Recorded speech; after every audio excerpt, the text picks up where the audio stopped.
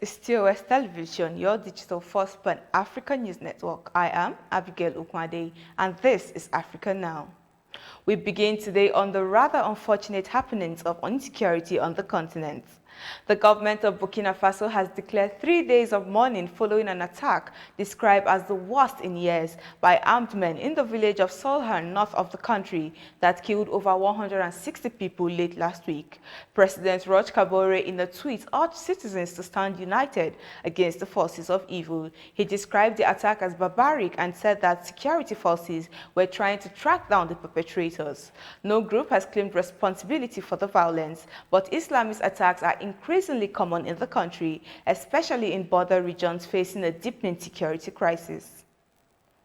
A suicide bomb blast at a security checkpoint in the southern Libya city of Sabha on Sunday killed 2 police officers and injured 4 others, city officials and medics say. A statement released by Sabha city government on its Facebook page said the attack took place around 6:30 p.m. local time when a suicide bomber driving a tuk-tuk vehicle loaded with highly explosives attacked the checkpoint that led to the detonation of the explosives. Reports from Sudan State News Agency SUNA on Sunday said that about 36 people were killed and 32 wounded in South Darfur clashes. The violence, the state news agency say, occurred between members of the Felata and Taisha groups in the area of Darfur. A resident said the fighting happened on Saturday in a land dispute. Now away from security matters to politics. The National Electoral Commission of Somaliland on Sunday announced that 2 opposition parties won majority of seats in the region's first parliamentary elections in 16 years. Out of parliament's 82 seats, the Somaliland National Party, called Wadani, won 31, and the Justice and Welfare Party, UCID, won 21 seats. The ruling Unity and Development Party, Kumiye, secured 30 seats, the Electoral Commission says. None of the 13 women who ran for parliament won their races. Still on Somaliland parliament elections, National Party Wadani and Justice and Welfare Party UCID on Sunday say they have formed a coalition to give them majority of parliament seats. The announcement was made shortly after the results were announced on Sunday. Addressing reporters, Ismail Adan Isman, a spokesman for the new coalition, says the move is in the interest of the unity of the self-declared Republic of Somaliland. This is your digital first pan-African news network, TOS Television. You are watching Africa Now. We move to business after the break. Just stay tuned.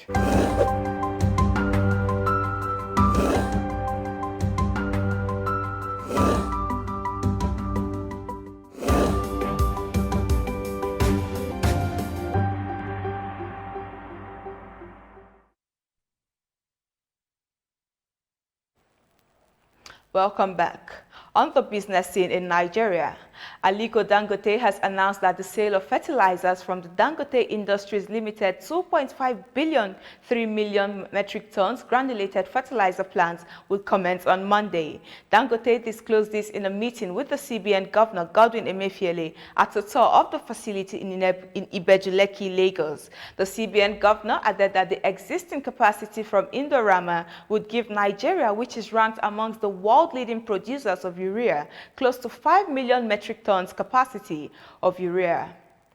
Still in Nigeria, the Nigeria Import-Export Bank says it is implementing 500 billion naira non-oil export stimulation facility and 100 billion naira export development fund to support the production and export of goods and services.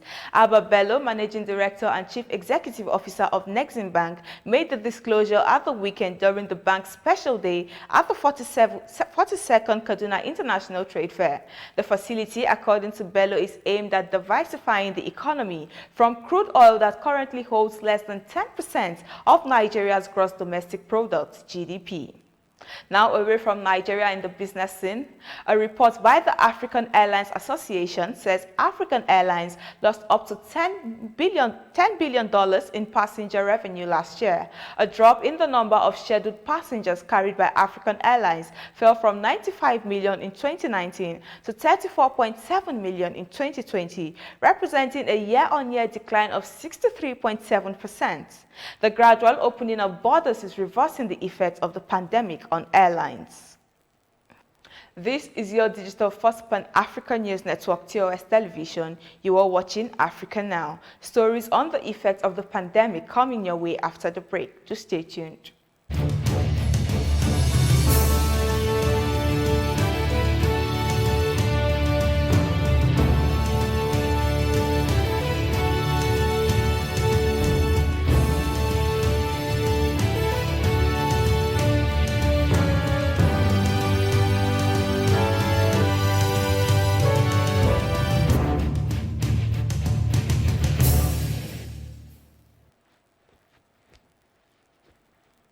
Thank you for staying with us. Moroccan Foreign Ministry says it will relax its border restrictions for international passengers ahead of the tourism season starting on June 15th. Passengers from countries with low rates of the COVID-19 virus will only need to submit a vaccination certificate against COVID-19 or a negative PCR test, while nationals from countries with a surge in the spread of the virus will have to obtain a special permit, a negative test, and undergo a 10-day quarantine upon arrival, according to the ministry in a statement. To the power sector, international agencies have warned that the global goal to provide power to everyone by 2030 has been threatened by the economic fallout of the coronavirus pandemic. Millions of Africans and Asians are now unable to access affordable electricity. According to an annual global report tracking progress on sustainable energy, 2/3 of those affected were in sub-Saharan Africa.